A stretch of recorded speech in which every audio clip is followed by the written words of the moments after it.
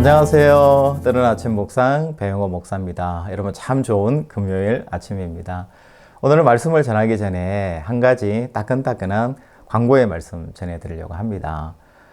저희 다있는 교회에서 힘들고 어려운 이 시대를 잘 함께 신앙 안에서 넘어가 보자 라는 마음이 있고, 또 하나님께서 우리에게 신앙적인 도전을 주셔서 성경 읽기를 한번 도전해서 시작하려고 합니다. 좀 상세한 내용들은 여러분 링크를 통해서 여러분 개인들에게 다시 카톡을 통해서 보내드리도록 하겠습니다.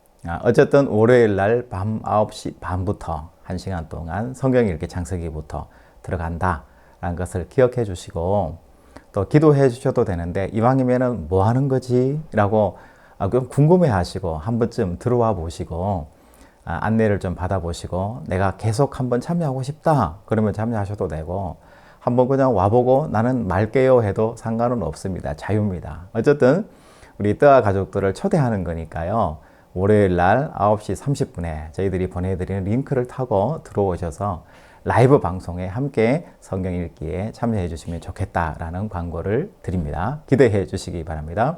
오늘 우리가 함께 나눌 말씀은 느헤미야 4장 2절, 3절 말씀입니다. 자기 형제들과 사마리아 군대 앞에서 일러 말하되, 이 미약한 유다 사람들이 하는 일이 무엇인가? 스스로 견고하게 하려는가? 제사를 드리려는가? 하루의 일을 마치려는가? 불탄 돌을 흙 무더기에서 다시 일으키려고 하는가? 하고 암몬 사람 도비아가 곁에 있다가 이르되, 그들이 건축하는 돌 성벽은 여우가 올라가도 곧 무너지리라 하더라. 아멘. 오늘은 믿음 생활에 있어서의 방해에 대해서 함께 묵상해 보도록 하겠습니다. 여러분 믿음 생활을 하시다가 보면 반드시 따라오는 게 있는데요. 그게 뭘까요? 바로 방해 요소예요. 여러분 학교 다니실 때 이제 마음 잡고 공부 좀 해봐야지 그러면은 항상 보면 가까운 친구나 아니면 상황이나 여건들 중에서 나를 방해하는 요소들이 있잖아요. 나는 오늘부터 실컷 먹고 내일부터는 다이어트 할 거야 라고 결심을 했어요. 그런데 내일 되면 또 이상하게 맛있는 음식이 많고, 세상은 넓고 먹고 싶은 음식은 많고, 그런 일들이 우리 안에서 자꾸 방해 요소로 일어나게 되잖아요. 무엇보다도 우리 신앙을 방해하는 요소들이 굉장히 많이 있는데요. 오늘 느헤미야에게도 동일한 도전이 있는 거예요. 느헤미야가 하나님의 말씀을 받아서 예루살렘으로 귀환을 했습니다. 그리고 백성들과 제사장들과 그리고 많은 귀족들 앞에서 부흥회를 했잖아요. 하나님께서 이렇게 예정하시고 섭리하셨고 하나님께서 성벽을 재건하라고 하셨다.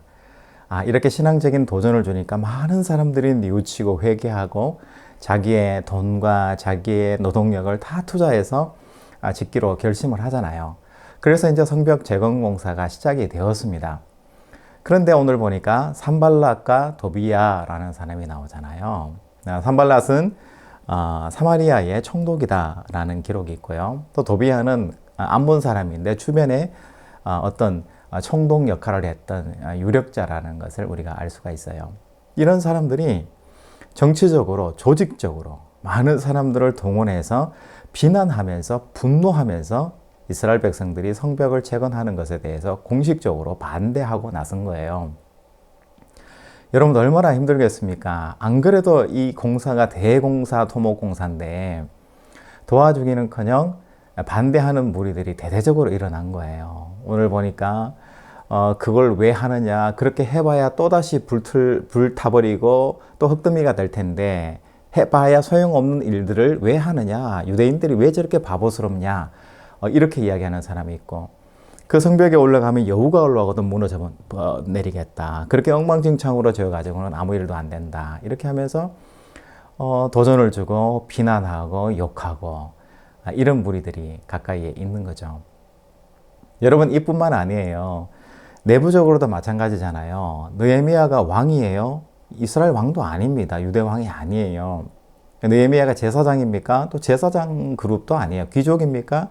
귀족 그룹도 아니에요. 그러다 보니까 느헤미야는 하나님의 말씀을 받아서 애언가로서 선지자로서 이 일을 이끌어 나가고 있는 중이잖아요.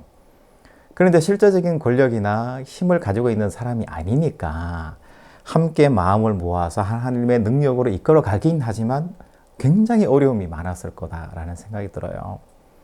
여러분, 교회 공동체도 마찬가지잖아요. 뭔가 선한 일을 해보려고 그러면 이게 쉽지가 않습니다. 여기서는 이런 이야기하고 저기서는 저런 이야기하고, 그러다 보니까 그게 교회이기도 하지만요. 어쨌든 한 공동체에 선한 일을 이끌어 나간다는 것은 굉장히 힘든 일입니다. 뿐만 아니라 이 산발락과 도비아가 중심이 돼서 조직적으로 방해 공작을 이루니까 이스라엘 사람들은 공격해서 쌓아놓은 성벽을 무너뜨릴까 봐 공사를 하는 중에도 반은 갑옷을 입고 칼을 들고 지키고 있고, 혹시나 방해할까 봐 밤에도 파수꾼을 세워가지고 나팔수를 세워서 혹시 어떤 일이 생기면 당장 대처해야 되는 긴박한 상황, 전쟁도 준비해야 되고 공사도 해야 되고 굉장히 고단하고 힘든 그런 여정을 지어가고 있다는 것을 우리가 알 수가 있습니다. 또 이스라엘 내부에도 보면은 우리의 힘이 다 빠졌다, 너무 힘들다, 힘들어서 더 이상 못하겠다, 방해하는 사람도 있고, 밤낮으로 잠도 못 자고 공사하고 너무 힘들다라는 평가하는 사람이 있고, 그리고 원수의 공격에 우리는 다 죽을 것이다 라면서 부정적인 견해와 소문이 한 명이 두 명이 되고, 두 명이 10명이 되고, 10명이 100명이 되고, 100명이 1000명이 되는, 그러면서 굉장히 내부적으로도 시험에 들고 유혹이 드는 어려운 상황 중에 있다는 것을 성경이 알려주고 있습니다. 그럴 때 느헤미야의 행동이 나옵니다. 느헤미야는 어떻게 대처했을까요? 하나님 앞에 그 상황을 다 토로했어요. 하나님이 이렇고 저렇고 저렇고 이것 때문에 안 되고 이것 때문에 상황이 너무 어렵습니다. 하나님 도와주십시오 라는 기도를 했겠죠.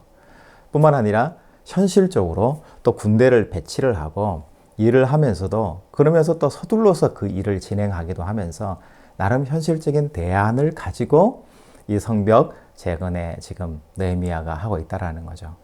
그럼에도 불구하고 날이 갈수록 힘들어지고 너무너무 방해하는 요소들이 많아요. 그럴 때 느헤미야는 백성들에게 반복해서 말합니다. 바로 기도의 힘이죠. 우리가 하나님께 기도하면서 이 일을 시작해 나가자. 그리고 하나님께서 나에게 말씀해 주신 예정과 섭리하심, 우리 민족을 향하신 그 사랑하심이 영원하니까 하나님을 믿고 우리가 마지막까지 해 나가자 라고 하면서 엄청난 그 일을 해 나가게 되는 거예요. 여러분, 결과물은 여러분 아시듯이 52일 만에 그 성벽이 중수가 되고 재건된 것을 여러분 알 수가 있잖아요. 그럼에도 불구하고 이 너무나 큰 일들을 해내는 과정에서 방해가 되고 힘이 들고 어려운 일들이 이 느헤미야 앞에 너무나 많이 있었다는 것을 우리가 알게 되잖아요. 지난 시간에 제가 말씀드릴 때 기도는 준비다 이렇게 말씀드렸는데요. 또 오늘 말씀에서 이렇게 보면은 기도는 용기라는 것을 우리가 알 수가 있어요. 하나님께 기도할 때 하나님께서 주신 그 예정과 섭리 안에서 내가 살아낼 때에 내 마음에 하나님이 불어넣어 주시는 용기가 생겨나는 거예요. 그래서 그 용기를 간구하고 부르짖을 때 하나님께서 내 마음에 용기를 주셔서 현실에 굉장히 어려운 유혹거리라든지 방해물 이런 것들을 하나님께서 그 방해물들을 넘어갈 수 있는 힘을 주시는 거예요. 하나님께서 그 방해물을 부시고 넘어갈 수 있는 힘을 주시든지, 아니면 그 방해물이 그대로 존재하지만 나를 감히 건드리지 못하게, 나를 방해하지 못하게 그렇게 하나님께서 붙들고 계시고 말려주신다는 것을 우리가 말씀에서 알게 되는 거죠. 이 컵에 있다 보면 카페니까요. 저희 카페가 반려견이라든지 반려묘도 올 수가 있거든요. 한 번씩 이렇게 동네 보면 엄청나게 큰 대형견을 키우시는 분이 있어요. 막 3마리, 4마리, 또 어떤 데는 송아지 많은 막 개를 이렇게 반려견으로 키우시는 분들도 계시거든요. 그분들이 한 번씩 카페를 오세요. 물론 너무 크니까 걔는 이제 밖에다가 이렇게 매놓고 안에 이제 들어와서 차를 드시는데, 그럴 때 반가워가지고 이렇게 가면은 무서워요. 그럴 때 그 주인분들이 이 목에 이 리더 줄이잖아요. 줄을 이렇게 잡고 이렇게 하고 그 개 이름을 부르면서 앉아. 사장님한테 발 한번 들여봐. 뭐 이렇게 앞발 이렇게 하면 내가 손 내밀면 앞발을 이렇게 내밀더라고요. 그 모습을 보면서 저는 이런 생각이 들더라고요. 그냥 개의 모습과 형상을 보면 너무 무시무시하거든요. 한번 물어버리면 그냥 끝장날 것 같은 그런 두려움이 있습니다. 그런데 그것은 현상이고요. 그 개를 인도하는 주인의 말에 그 개는 온순한 것을 볼 수가 있어요. 여러분, 하나님이 바로 이와 같이 우리를 붙들고 계신 거예요. 현상적으로 굉장히 무서운 현상이 우리 앞에 있지만 용기를 가지고 기도하면 하나님께서 그 주인이 그만 멈춰, 물지 마, 앉아 있어, 사장님께 인사해, 이렇게 하듯이 얼마든지 그 어려움에서 벗어날 수 있도록 하나님이 붙들어 주시고 인도해 주신다는 거예요. 무서운 현상은 그대로 있어요. 상황은 그대로 있습니다. 그러나 그 상황이 나를 감히 무너뜨릴 수 없도록 하나님께서 붙들어 주신다는 거죠. 느헤미야는 그렇게 기도했고요. 그 용기를 백성들에게 불어넣었던 거죠.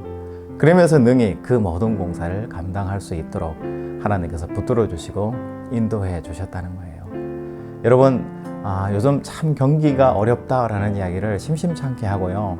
신문지나 뉴스를 이렇게 들어보면 부동산 이야기 나오고 빚이 얼마다, 가계 빚이 얼마다, PF 대출이 어떻게 됐다, 등등 여러 가지 참 어렵다는 이야기를 종합적으로 그냥 늘 하는 것 같아요.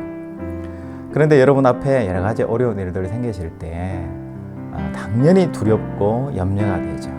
그런데 그것들은 다 하나님 앞에서는 아무것도 아니고요. 능력자이신 하나님 앞에는 하나의 현상에 불과한 거예요. 하나님이 붙들어 주시고 도와주시든지 아니면 넘어가게 인도해 주실 것이라는 그 믿음을 가지고 우리는 믿음 안에서 우리 할 일을 담대하게 해내시면 되는 것 같아요. 여러분, 이것이 위기를 넘어가는 방법이다라는 것을 여러분 기억하시고 오늘 또 말씀 안에서 살아내시고 말씀 가까이 하시고 기도하시는 여러분들의 하루가 되시기를 주님의 이름으로 축복합니다. 여러분, 다음 주에 또 뵙겠습니다. 샬롬.